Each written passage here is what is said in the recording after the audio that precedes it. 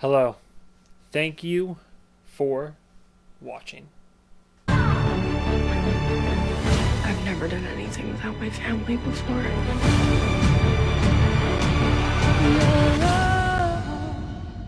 All that I need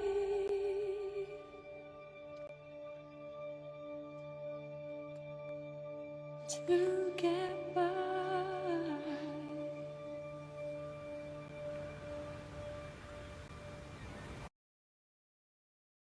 And today we have CODA. Initial disclaimer at the beginning of this video, I do not know sign language.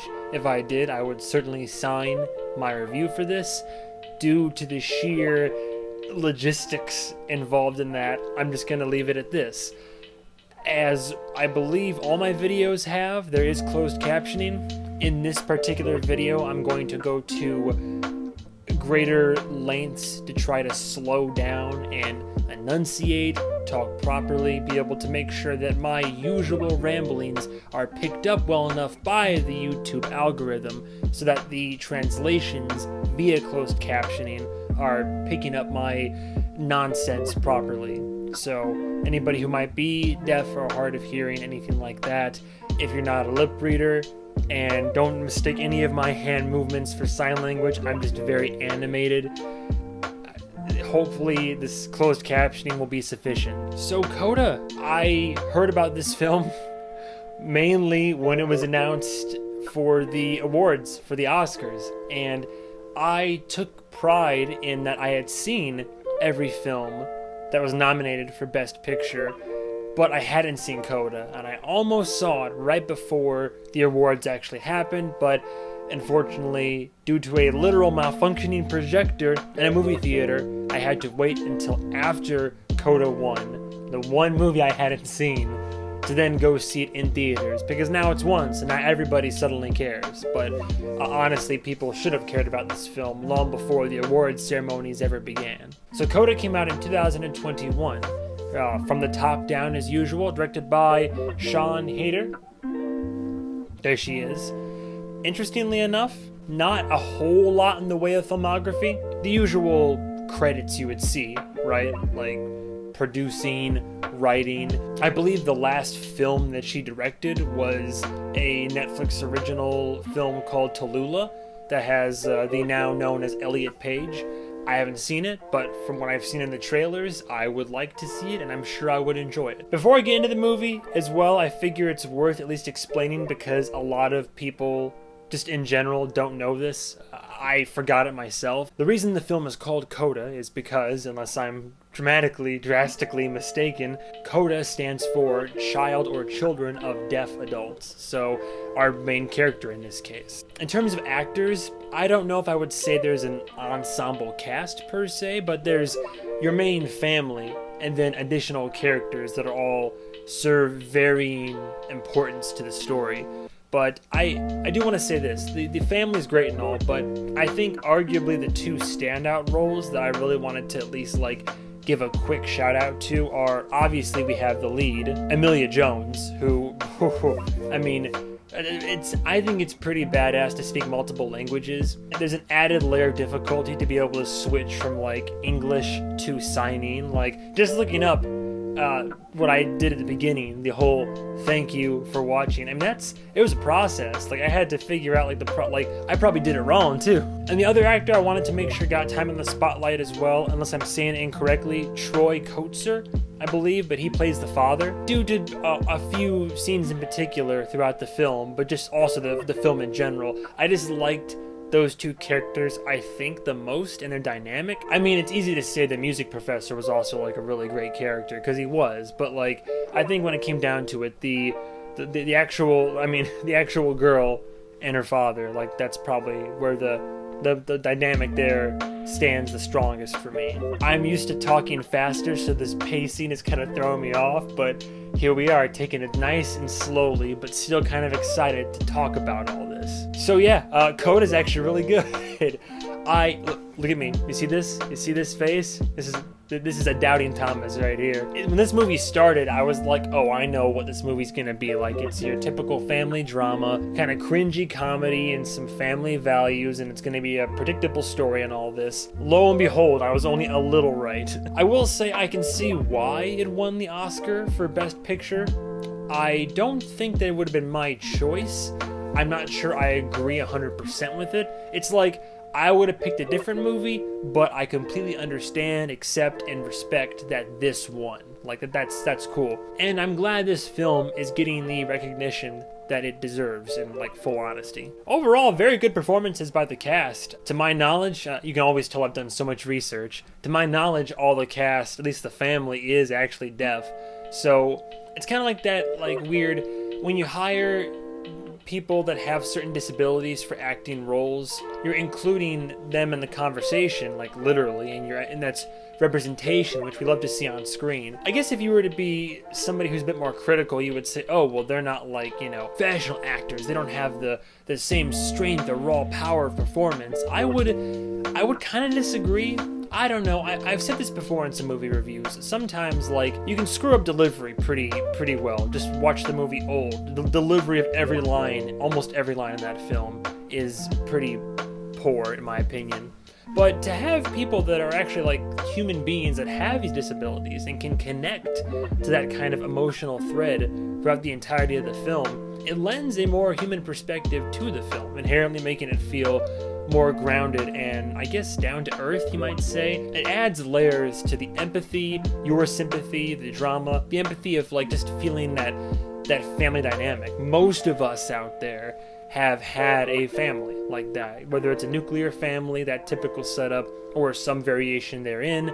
So you can always, when you have that family drama dynamic, there's always that, like, you can connect to it one way or another. That's a long-winded way of me saying that even though every actor in this film might not be a household name, very well known, or, the next great, like, Shakespearean performance or whatever, they all bring this really genuine authenticity to their roles that helped me connect to them more. Something I really enjoyed in this, so Drive My Car did a little bit of this, because they have a deaf character in Drive My Car, so there were a couple scenes in that 3-hour film where someone was signing and it was being translated and it was just quiet and you had the signing. I like that. Again, it's like representation, right? We're so used to having films be a certain way for us and just in general. Like, I say us like Americans, but to have a film that just kind of has this representation, and I'm going to say that word a lot, so apologies, but it was nice to see that a large portion of this film was people using sign language and us having to have the translation. It's like, it puts you in their shoes a little bit. Like, you're having, like, that's just kind of how it is for their day-to-day life. What I really enjoyed, and they don't do it a lot, although I almost kind of wish they did, but there are at least a couple standout scenes in this film for me where they just kind of cut everything. It's just no audio. And that, because it's just putting you right in the shoes. And ooh, chills up the spine. I was a bit worried in Act 1, I'll go into it in a minute why, but I was concerned overall that the narrative was going to lack depth, and boy, was I mistaken. By the time that Act 2 rolls around and you get to the final Act 3, like, a surprising amount of depth and compassion I had for this family and this girl, and I just I wanted things to work out for everybody, like, you cared, it was interesting narrative, it was compelling, fairly compelling, and definitely emotional toward the end. What I really liked was they avoided the perfect family trope, because you see a lot of times in film, television, media, where sometimes they'll show you a family dynamic in a family drama and like, oh, everything's great. The family's not so much the issue, it's the one character having their issues, or it's outside forces that are trying to encroach on them. No, this is a family that, while they're a really close and loving family, they are inherently flawed. They're not perfect beings like the rest of us. So many of us out there have these, from the outside looking in, you think, oh, what a perfect, loving, fun family. But everybody has their share of troubles and issues and family drama and all this. And it was nice to see that, like, throughout the film, I was getting upset with their parents every now and then. I was like, how could you say that or sign that? Haha, bad joke. Just these situations that I thought could have been avoidable and I don't know if I would call it manufactured tension or drama, but as the film went on, my anger and frustration turned more to understanding. And although I wasn't like, okay, that excuses the behavior, I was able to, the film took me on a ride. I was like, I came around to why people were thinking a certain way or acting a certain way. And to add that into this cauldron, all this drama going on, it was a good recipe. The only cons I have, not all the performances were killer performances. I know I mentioned that the family, you can kind of tell they're not all professional actors. That's not what I'm talking about. Even though that's not perfection, it's actually like outside characters. Like the music teacher, great, no problems with him. But like the boyfriend, he had a few scenes where I was like, got some weird delivery there, pal. Or just some other like ancillary characters in the high school, like a few characters here and there where it just kind of seems more like, oh, you guys seem like some like Joe Schmoes off the street or something. It barely brings the movie down, you know, but it's enough where I'm like, oh, it just kind of seems a little bit odd. But overall, almost no complaints when it comes to performances and acting in this film. One complaint I had, and it really kind of made me sad, and I get it, believe me, I get it. Here's the thing. Before I say this, I fully admit humor and comedy are very subjective. I get in trouble all the time for the jokes that I think are funny, but can seriously offend and grievously emotionally wound people because I can admit my jokes can be in poor taste, they can be at the expense of others, they can definitely cross some lines. Humor is subjective. That is a lesson that I've had to learn the hard way over these last 2+ decades of my existence. That being said, when it comes to my film and television, potty humor and sexual humor, very situational, what will and will not work for me. When I reviewed Ghostbusters, I said the same thing, the 2016 remake, I didn't like how in the first 30 minutes of that film, there was a poop, fart, and a queef joke. I was like, this is what humor is right now? You can't think of something better? In a similar vein, the first act of this movie, a few of the jokes that are played for laughs are like just, you know, these weird, shallow, like pedantic insults of like calling somebody shit monkey or oh ass face or like, oh, here's a joke about masturbation or here's a joke about, you know, oh, having a sexual disease or what do you mean we can't have sex for the, like, I get it, and in the auditorium that I went to go see it with, it was played for laughs. A lot of people laughed. I don't want to take that enjoyment away from anybody. I completely understand. Doesn't do it for me.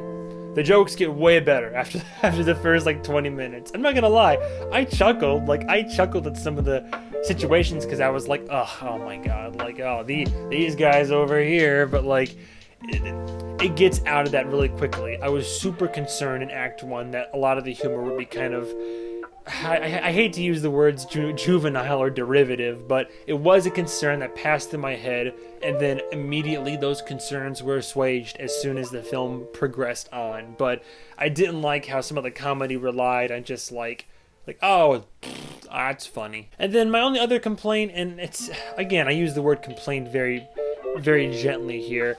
Although the narrative is complex and layered and in emotional depth, in terms of like narrative formula, it's pretty like predictable and simple. Like, you know, you have moments of doubt throughout the film, but you kind of overall feel like the movie is going to end on a high note, like this movie kind of has to, you know, especially given the circumstances of it winning the award that it has and the accolades that it has. It's just formulaic a little bit. It kind of threw me for a loop here and there, emotionally more than anything, but that's my only other complaint, is that it's just a bit formulaic. But then again, you know, all the stories that can be told have been told, and at this point, it's just a matter of how we tell them. So it's hardly a complaint. When it comes down to it, CODA, I thought was really good. I liked it more than I thought I would. And when the movie started, I was worried I wasn't going to like it. And by the end of it, I tell you what, Act 3, I got misty-eyed. I was like, man, that was an emotional moment. And then what happened 2 minutes later? I'm crying in the club. This movie made me cry a couple times. It is a very emotional, heartfelt, like genuine film. Very important messages to get across. I love just how most of it is signed appropriately, and it'd be cool. I don't know if it can become a genre in itself, but I would love to watch more like movies from or involving the deaf community. I would love that. I love to see more unique film content, art content, artistic endeavors like this. It's good. It's good representation to see, and I'm glad that this movie happened. And you know what? Although I don't agree that it should have won Best Picture, I'm glad that it did. It's one of those situations where it's like, did I think Shape of Water or Moonlight would win in their respective years? No, but I'm glad they did. It's not a perfect film. The first act kind of took me a minute to get into it because it felt a little bit, again, I don't want to use the word derivative, but it felt like formulaic a little bit, but then comes into its own in terms of the film that it is and is trying to be. But overall, I would give CODA a very, very, very, very high, very strong, high 4 out of 5. It's near that threshold of like being it's definitely like, I would say it's fantastic, damn near that like level of almost a perfect film, but there's just enough nitpicks for me to have and some like minor complaints where it takes it down just a little bit. Again, that's where my bias kicks in. I think as a film, I always say this film accomplishes exactly what it set out to do, so for that I cannot fault it. Well, I can only fault it in just the gripes and nitpicks that I've put out there, and that's about all I have to say. It's definitely worth it in theaters. If you can find a theater near you playing it, I'm pretty sure Regal Theaters, because it won Best Picture, I'm pretty sure Regal's still playing it. So support it, support the artists, support the actors involved. Go see it for sure. I highly recommend it.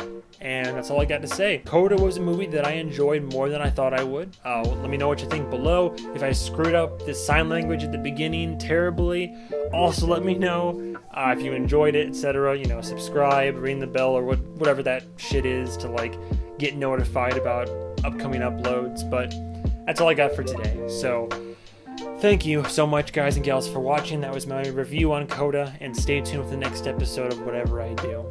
And I don't know what this would be in sign language, because I always say goodbye, travelers.